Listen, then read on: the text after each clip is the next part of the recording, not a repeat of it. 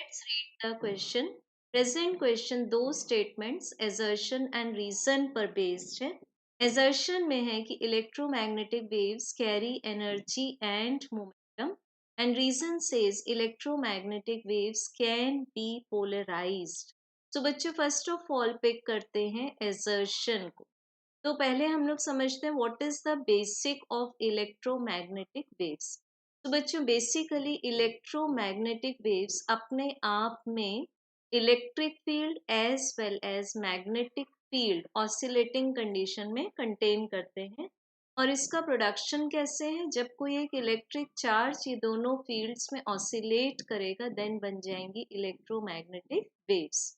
तो बच्चों अब ये जो चार्ज है इलेक्ट्रिक चार्ज अगर परपेंडिकुलरली मूव करता है इट मीन्स हम मान लेते हैं कि x axis is the direction of propagation of electromagnetic waves. तो इसकी वेलोसिटी को हम मान लेते हैं c.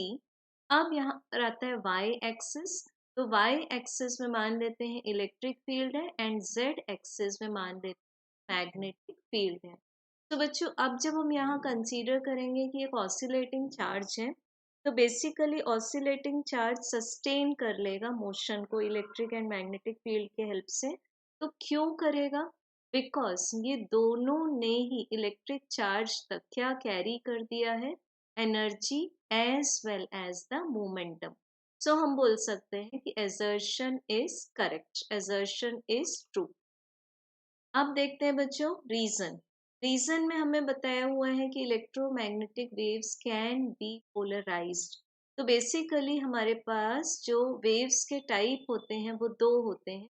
वेव्स के अगर हम टाइप चेक करें, first is the longitudinal mechanical waves and second is the transverse waves. अब ट्रांसवर्स वेव्स में मेन पार्ट आ जाता है इलेक्ट्रोमैग्नेटिक वेव्स का.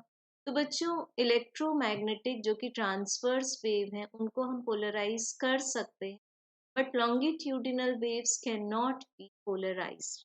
तो अब बेसिक आता है कि फिर पोलराइजेशन क्या है.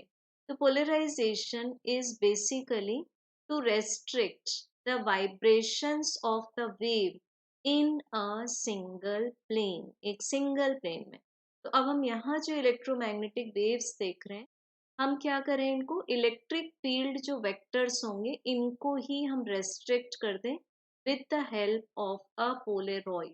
तो हमें मिल जाएगा पोलराइजेशन. तो बच्चों जो हमारे पास में रीजन है वो भी ट्रू है बट रीजन assertion को एक्सप्लेन नहीं करता. तो हम बोल सकते हैं कि correct answer will be option number 2. Thank you.